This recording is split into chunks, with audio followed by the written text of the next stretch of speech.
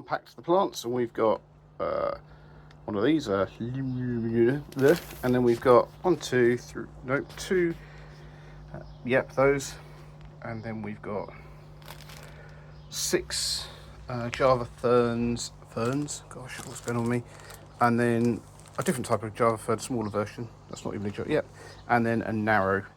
So it's the next day, i.e. the day after, and it's time to plant these properly. So these were all put in the tank yesterday when they arrived, so they were all sort of wet basically. Didn't want them in the packaging, especially after DHL or DPD or whichever company it was wrecked the packaging. So these, apart from this one, which I've got to sort out, I'm now going to get prepped to go in the tank. Excitement.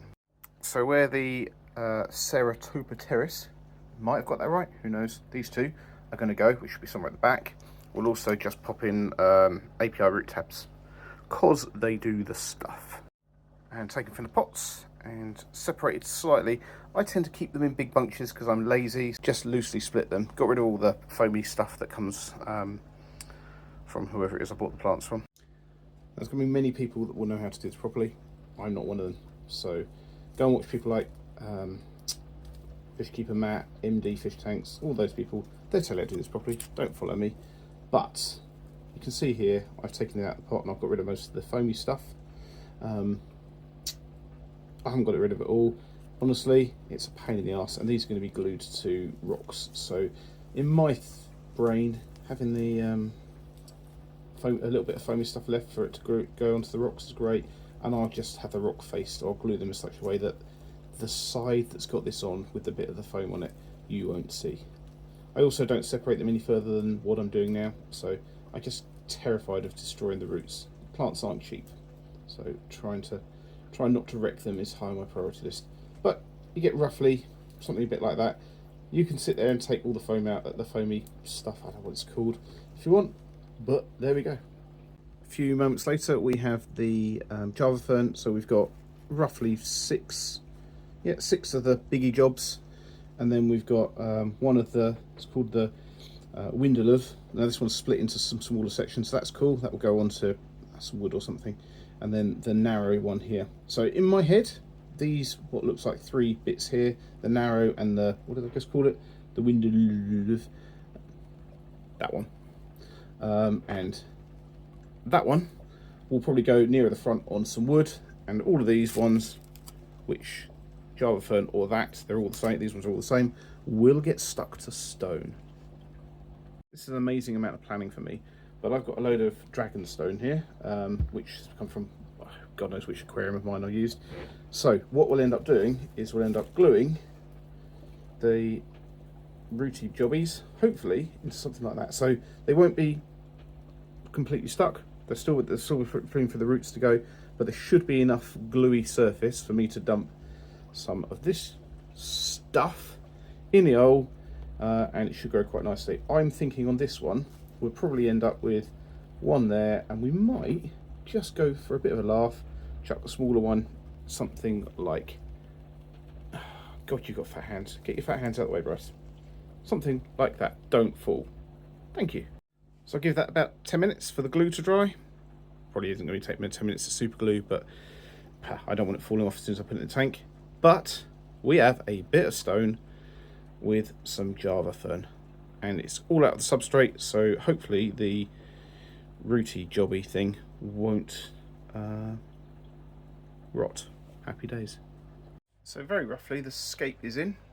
There's a couple of rocks in there that are just being used right now to hold the bit of wood in, even though it's been in a tank before and all of that sort of stuff. It has a floating issue, so let that in there. That plant, what did I call it? Creatopteris. Planted those, so we've got 4 sections of those, and they're immediately above API root tabs, so that's lovely. And when I get a moment, and once the glue's dried, the Java ferns will go in. I like this, this is looking good. And then as if by magic, we have a load of Java fern stuck to dragonstone. Now my only issue is dragonstone is not really from the region we're trying to do. So I do try and go for a biotope design here. We might have to do some creative licensing on this one or something to cover them up. We'll see. And there we go, a little bit murky while I've been digging things around, but I think that looks rather good. Just a couple of things on this one. So you can see I've got quite a lot of water flow. So that's the outlet from the external filter. And then up this end here, I don't know if we can see it there, is also the fast whizzy one, the wavemaker. So we've got quite a lot of flow in here because the fish that are going to go in here like swimming with flow. Lucky girl. But when you put the plants in, look at where the flow's going. So when I started putting the Java fern right in this corner here, it looked a bit crap because it was being really forced over that direction. So just have a look at where it's going. I think we've got a good amount of movement. So welcome to Utility Room Cam, and I'm just going to go through what we do with one of these jobbies. So limnophila aquatic. So this is going to go in the new tank, and it will be used just to in the foreground because it's small. So just pop it out. See, it's got all the sludgy stuff. Give it a good wash. Just checking I can see it. Yeah, give it a good wash. Now, I have a terrible habit, because I'm lazy, of not separating this, but you can separate this and have loads and loads of plants. When you don't separate it, again, being lazy like what I do, thank you, dog, you end up with some stuff dying, a big bunch of plants.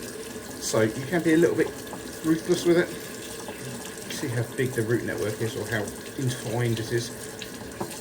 So you'll see some people will do this and they'll make massive, separate into massive bunches.